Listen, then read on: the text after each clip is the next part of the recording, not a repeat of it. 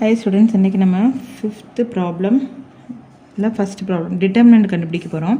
நம்ம ஏற்கனவே எக்ஸாம்பிளில் சொல்லியிருந்தோம். அதாவது இந்த மாதிரி 3x3 மேட்ரிக்ஸ் வருது, ப்ளஸ் எங்கேயாவது 0 கூட இருந்துச்சுன்னா நம்ம அந்த இது எடுத்தால் ஈஸியாக சால்வ் பண்ணலாம் அப்படின்ட்டு.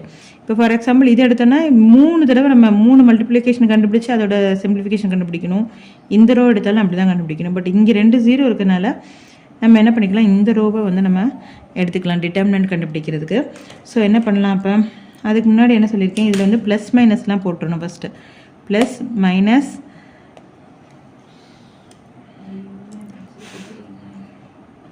Plus minus plus minus plus minus plus. Okay, so இது மைனஸ், இதை ஞாபகம் வச்சுக்கோங்க. இங்கே ஆல்ரெடி ஒரு -1 இருக்குது. ஸோ நம்ம எழுதும்போது ஃபஸ்ட்டு நம்ம இந்த ரோ எடுக்கிறோம்ல, இப்போ இங்கே மைனஸ் தான் 0 தான் இருக்குது. ஸோ 0, இதில் ப்ளஸ் 0, ஸோ அடுத்ததும் 0 தான், நமக்கு பிரச்சனை இல்லை. இது என்னது இருக்குது, மைனஸ் ஆஃப் -1 என்ன.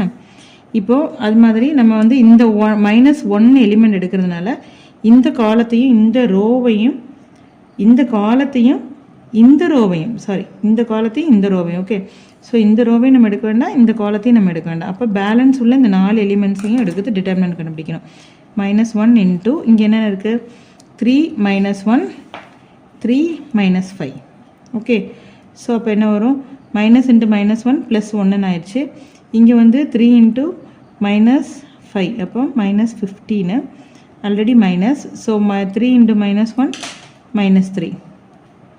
ஓகே, ஸோ அப்போ என்ன ஆன்சர் வரும், 1 -15 ப்ளஸ் 3, அப்போ -12.